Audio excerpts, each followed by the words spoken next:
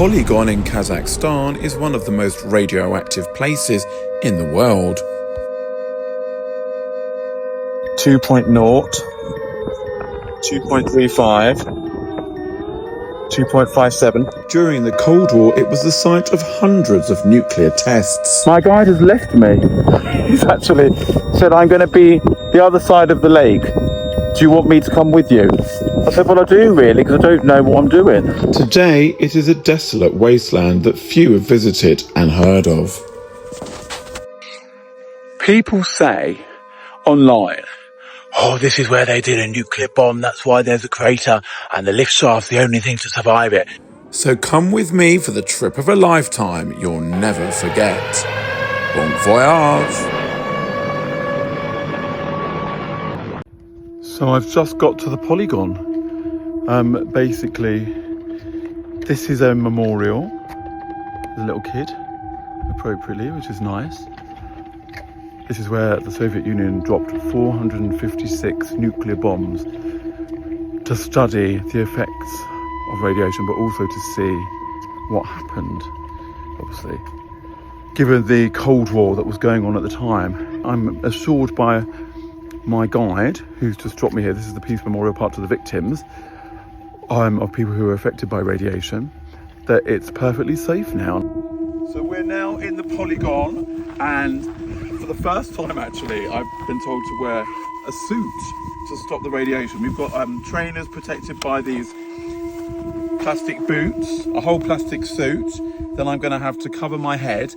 Didn't have to do any of this in Fukushima, and the radiation in Fukushima is probably about 10 times more. And also in Chernobyl, I didn't have to do that.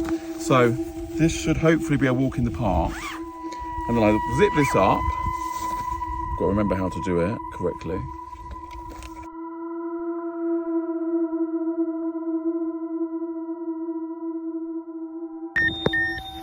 Right, he's left me alone now by the atomic lake. And he told me to lift my feet up. This was a silly idea in this weather. I thought I'd rather do it now.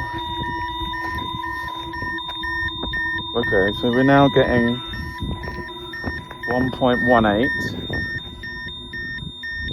He told me if I go closer to the water, it's going to get worse. So I've got to be very careful that I don't kick up a lot of dust.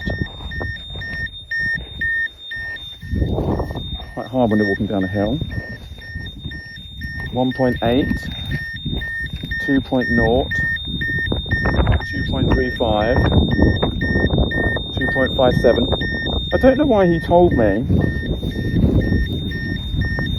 My guide, he said it's not, you can swim in it and it's not dangerous. But I don't understand that. If it's so high here, it's 2.32 here. Can you see the lake? This is the lake that was caused by the underground blast. See, apparently it's perfectly safe, he says. That noise is annoying.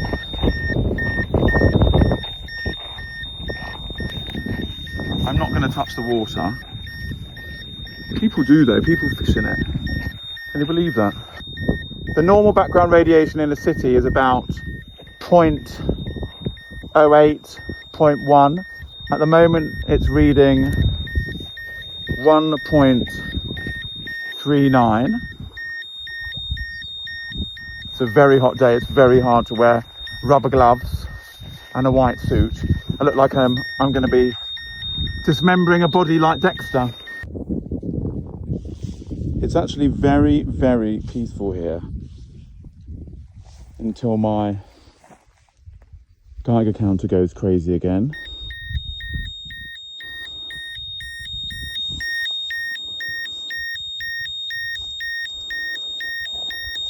.27, 1.23. My guide has left me. He's actually said, I'm going to be the other side of the lake. Do you want me to come with you?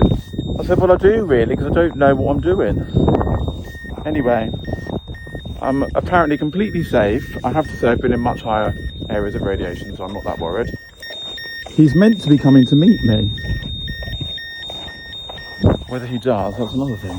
There's a lot of myths about this place. It wasn't a nuclear bomb test at all. But this lake was formed by an underground thermonuclear explosion back in 1965. So you can be up here, apparently, for 2 months a year, my guide tells me, with no worries. That's my annual dose. Look, it's even stopped.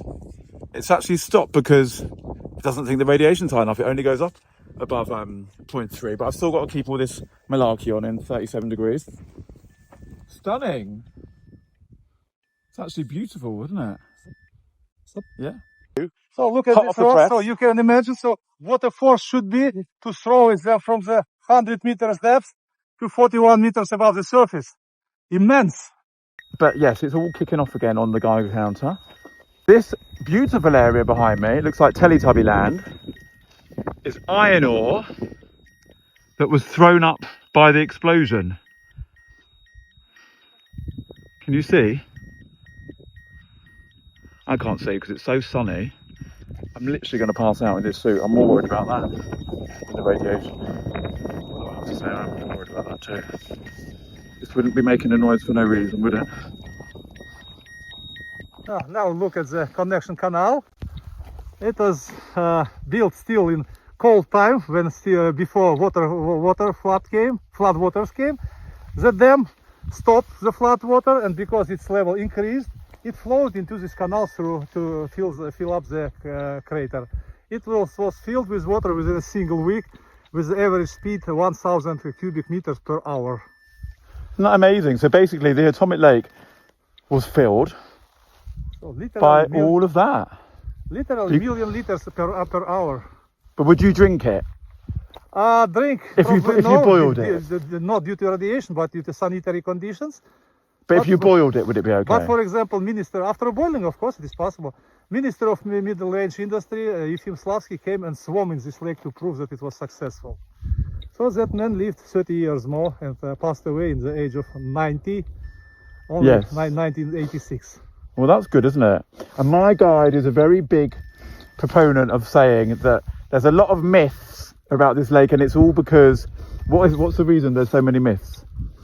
I don't know, it's maybe ignorance, maybe politicals, I don't know. But people want to think that it's much more dangerous than it is. But people prefer saying bad things about this place. But actually, but then you can understand why that we have to wear all this. But actually, it's because we're taking precautions. We should, yeah, we follow instructions, and also there is a external radiation and internal. External is quite safe, but internal, if you swallow something or breathe in, even tiny particle, if sticks in your body, it is tiny but permanent source of radiation. So this is what we try to prevent. But hopefully we won't get that. So yeah, we are safe. So this is why we were wearing it.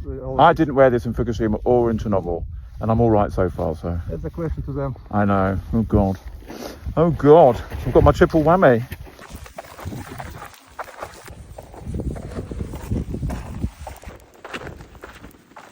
Believe it, this is like a test shaft in the Polygon, and they've even got pigeons. Do you ever wonder where baby pigeons live? The thing is that they don't know that it is radioactive nuclear test site. No. That's the reason. But is that a pigeon nest? Pigeon nest, yeah. I've never seen a pigeon nest. Is that a baby pigeon in there? I can't see. Yeah, inside. Can you see it? You may recognize them. I can't see it because it's too bloody sunny. There you go, that's where baby pigeons live, in the Polygon. I'm not going to fall down there, I hope. Let's just look over the edge. Woo! We've just taken off our suits, there they are, over there. And look at this. I don't know if you can see. You can see how wet that is. Soaking wet. I didn't really want to tuck this t-shirt out, actually. Look at that, and my shorts. Everything's wet. See, some of the Polygon is actually beautiful. Look at all these horses frolicking in the water. I've got a locust on me. Oh, that's just my little my new friend, my pet locust.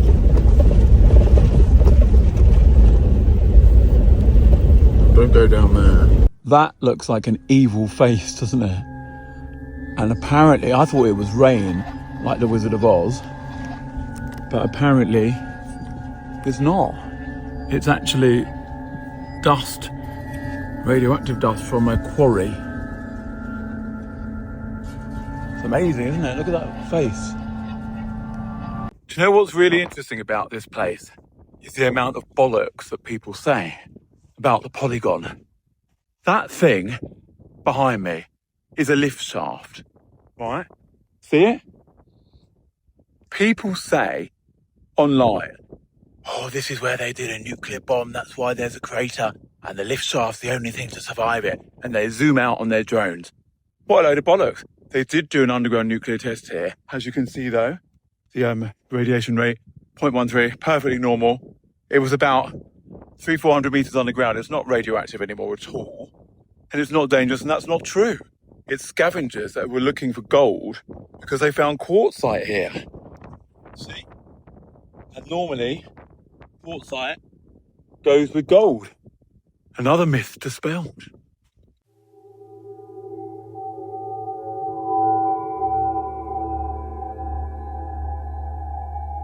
So this is, or was, mission control for, I suppose, said the Soviets, designed to take the full force of a nuclear impact.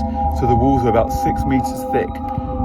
And it wasn't actually hit by a nuclear bomb. The reason why it's in such a sorry state is because looters came after the collapse of the Soviet Union, I'm about to fall down, and took all the metal. Looks like a right fucking mess, doesn't it? There it is, look. Can you see it? It's very bleak, isn't it? It's like, if you're British, Blake 7 could have been filmed here. I'm going to go in it now because the driver said I'm meeting down there. I said I don't like spiders and he didn't hear me. Anyway, look.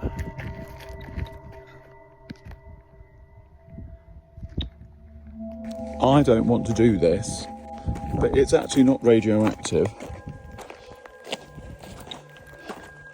I don't want to go down here. There are birds. Oh. I have to do. Fucking idiot. What am I doing? How am I going to get down there? I was just down there. Oh, you go this way.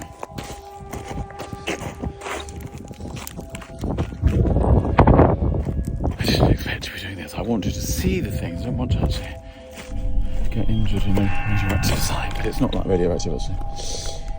Oh, fucking hell. 52.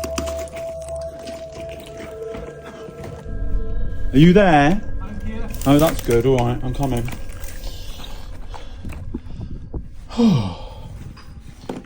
I just don't want to slip and hurt myself. Am I coming this way? Come in.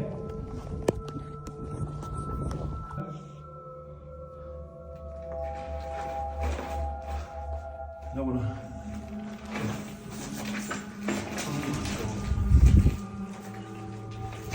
Can't see it, buddy. That's why. So what was this then? So this is a command point for underground test sites, for underground tests. It is organized like a bunker. From the top it covered with several meters, this thick layer of soil, so that from air and space it looked like a hill. Like a kill? Hill. A hill. So whenever they did the big tests down here, this was where they operated it from, for the whole of the polygon. And now I get it. Okay. Amazing. This is amazing. And it's not radioactive, obviously. Why would it be? Because it's a command center. People come down here, look, there's a Coca-Cola bottle. Look at this. So it is like 0.12. May walk inside this room. Oh, it's very dark. Though. It's a small room. And I don't know. I don't really want to go in it. It smells of wee. Oh, it stinks of piss. I'll have a quick look. Hold on. Don't push me in. Okay. So this place is amazing. It's the underground command center for the Polygon. It would have been abandoned when the Soviet Union collapsed in 1991. And this wasn't caused by a nuclear bomb, although it was built to withstand one.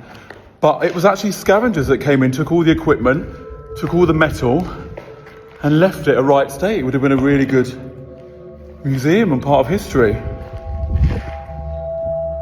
Imagine, all the underground nuclear tests would have been conducted from here. It's amazing, isn't it? It is amazing. By the year 1975, confidence in the safety of underground tests was so great that one of tests was made right here in 6 meters from the wall. The depth was 330 meters, the charge was 8 kilotons. The standards of safety was such that after direct atomic hit, the rocket should be still able to start and silo should sustain. So look at this place behind me. I should put my sunglasses. Where are they actually? It's a rocket launcher. It now looks like somewhere that Moses would have been found drifting, doesn't it? It's where they launched an intercontinental ballistic missile, an ICBM. Look. And it's now all full of water, 33 meters deep. Groundwater, naturally, and these reeds apparently are brought here by birds. Well, not, they didn't bring all the reeds, obviously they brought the seeds because they sat here apparently, and that's what happens. And that's how you get nature reclaiming. Only took 30 years. It's amazing, isn't it? So maybe if there was a nuclear war, there's hope. We'll have lovely ponds with reeds. So this is a Soviet-era hotel with a very up-to-date television. A lovely view, actually, of a river, which you can't quite see over there. Do you know what? For £14 a night, I think it's amazing. They're huge, the rooms. They've got 3 rooms. So you've got like a sofa room. And then this is the bedroom. I don't know what that's towels on the floor for, but and here's my bedroom. And do you know what? I slept really, really well. I had to complain first of all because I didn't get a double bed, but still. 14 quid, something like that. And it's got a fridge. The bathroom's alright as well. Soviet era toilet paper. Just like what we used to have at school. And a bath. I mean, I didn't have a bath because the water could be a bit radioactive around here, but there you go.